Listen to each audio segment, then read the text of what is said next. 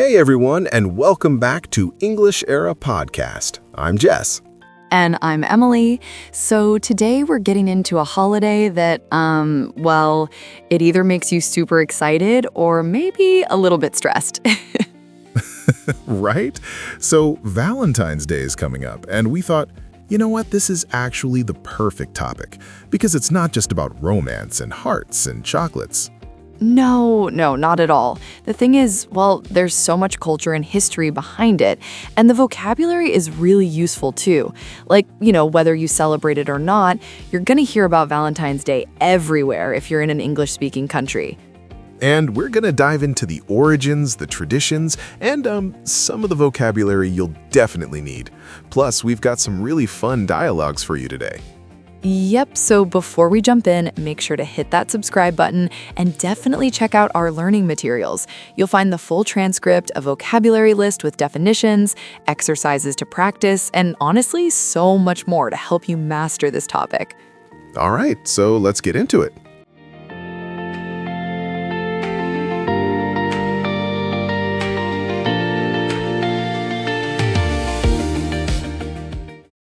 Okay, so Valentine's Day, February 14th, right? But do you know where it actually comes from? Well, it's named after Saint Valentine, but here's the thing. There were actually several Christian martyrs named Valentine. The history is, a little bit unclear. Yeah, it's kind of mysterious. The most popular story is about a priest in Rome, Saint Valentine, who performed secret marriages for soldiers. And this was like 3rd century Rome, and the emperor had banned marriage for young soldiers because he thought single men made better warriors. Right, which is, talk about controlling. So Valentine defied this order and continued performing marriages in secret. And when he was discovered, he was executed on February 14th. And there's another version of the story where Valentine was imprisoned, and he fell in love with the jailer's daughter. Before his execution, he supposedly wrote her a letter signed, "From your Valentine." Which is where that phrase comes from. We still use it today, Be my Valentine or from your Valentine. These phrases are everywhere during this holiday. So how did it become this huge commercial holiday, though? Like, it wasn't always about buying cards and chocolates and flowers. Oh, definitely not. So in the Middle Ages, especially in England and France, February 14th became associated with romance because people believed that birds started mating on this date. It was seen as the beginning of spring. That's actually kind of sweet. And then by the 18th century in England, people started exchanging handwritten modes and small tokens of affection. And then in the 1840s, the first mass-produced Valentine's Day cards appeared in America. Right. And that's when it really took off commercially. Now it's one of the biggest holidays for retailers. Americans alone spend billions, with a B, on Valentine's Day every year. Billions on chocolates, flowers, jewelry, cards, romantic dinners, the list goes on. And it's not just in America, Countries all over the world celebrate it now, though some have their own unique traditions. Yeah, in Japan, it's traditional for women to give chocolate to men on Valentine's Day. And then exactly 1 month later, on March 14th, there's White Day, where men return the favor by giving gifts to women. That's actually pretty interesting. And in South Korea, they take it even further with a different romantic day basically every month. Right? But not everyone loves Valentine's Day. Some people find it too commercial, or they feel pressured to participate even if they're single. Oh, absolutely. There's even an alternative celebration called Galentine's Day, that's February 13th, where people celebrate their female friendships instead of romantic relationships. I love that. And some people celebrate Singles Awareness Day on February 15th, which is basically about enjoying being single rather than feeling bad about it. Exactly. Because the thing is, Valentine's Day can be about any kind of love, really. Like, you can celebrate with friends, family, or just treat yourself.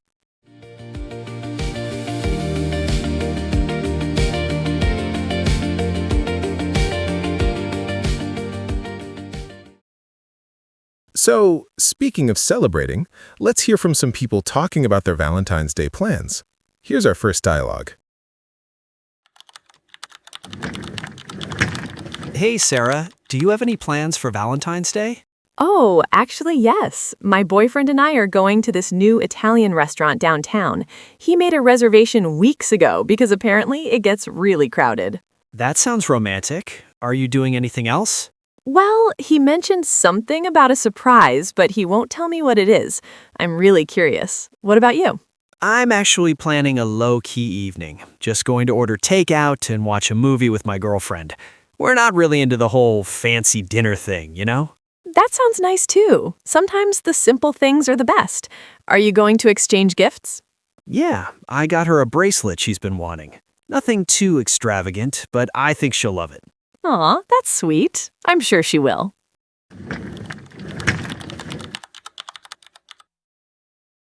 Okay, so that was a pretty typical conversation about Valentine's Day plans, right? You heard some useful phrases there like low-key evening, which means a relaxed, informal evening. And exchange gifts, that's when two people give each other presents. You'll use that phrase a lot, not just for Valentine's Day, but for birthdays, Christmas, any occasion really. Exactly. Now, let's hear another dialogue. This one about, well, someone who's not so thrilled about the holiday. Valentine's Day is coming up. I'm so not looking forward to it. Why not? You don't like Valentine's Day? It's just, I don't know, it feels so commercialized. Like, why do we need one specific day to show someone we care? It feels forced. I get what you mean, but it can be kind of fun, don't you think? Like an excuse to do something special. I guess, but the prices for everything go up. Roses cost 3 times as much, restaurants are packed, and there's all this pressure to make it perfect. Fair point. What if you just did something simple, like cook dinner at home or go for a walk? That's actually not a bad idea. Something more personal and less commercial, you know? Exactly. It doesn't have to be this huge production, just something thoughtful. You're right. Maybe I'm being too negative about it. So that dialogue showed, a different perspective, right? Not everyone is a huge fan of Valentine's Day, and that's totally okay. Yeah, and you heard the word commercialized? That means when something becomes focused on making money rather than its original meaning or purpose. Valentine's Day is often criticized for being too commercialized. And did you catch forced? That means something that doesn't feel natural or genuine. Some people feel that Valentine's Day romance feels forced because it's on a specific date rather than spontaneous. Right. So, the main takeaway here is that Valentine's Day can mean different things to different people. Some love the romance and tradition, others prefer to keep it simple, and some skip it altogether. And that's perfectly fine. The important thing is, well, expressing love and appreciation for the people in your life, whether that's on February 14th or any other day of the year. Exactly. All right, so now let's break down some of that vocabulary we've been using.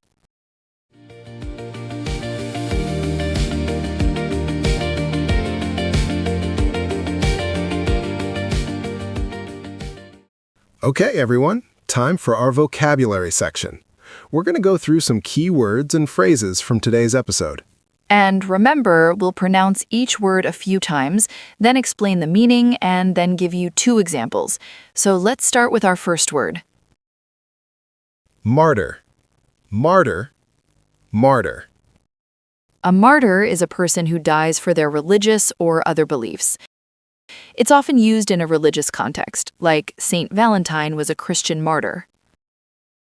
Example 1. Many considered Joan of Arc a martyr because she died for her faith and her country. Example 2. The activist became a martyr for the civil rights movement after giving his life for the cause. Next word, defy. Defy. Defy. To defy means to openly resist or refuse to obey someone or something. Like Saint Valentine defied the emperor's order and continued performing marriages. Example 1. The teenager defied her parents' rules and stayed out past midnight. Example 2.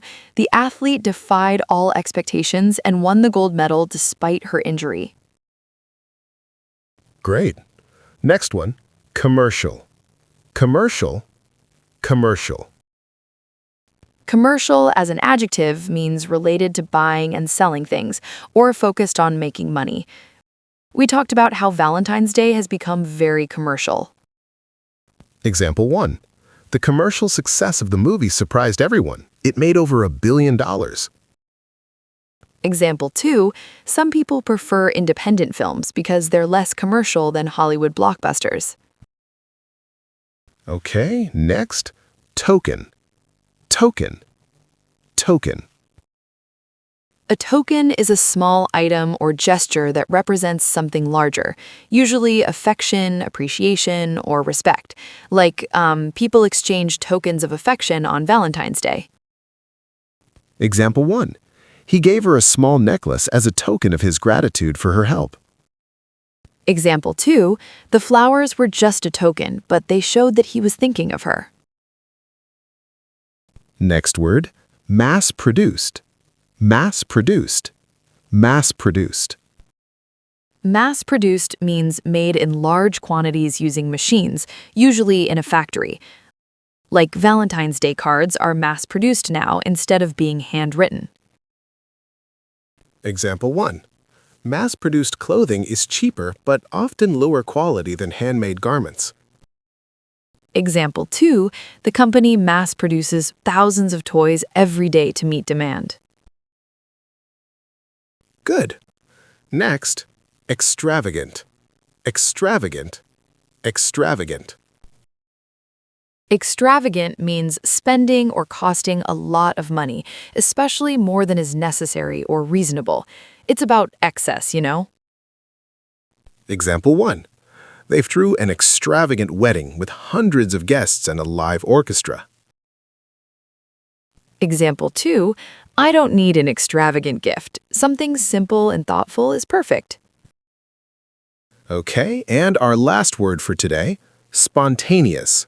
Spontaneous. Spontaneous. Spontaneous means done without planning, suddenly or naturally, like when something happens in the moment without being forced or scheduled. Example 1. We took a spontaneous road trip last weekend without any plans or reservations. Example 2, I love spontaneous acts of kindness. They feel more genuine than planned gestures. And that's our vocabulary for today. Remember, you can find all these words with their definitions and more examples in the learning materials.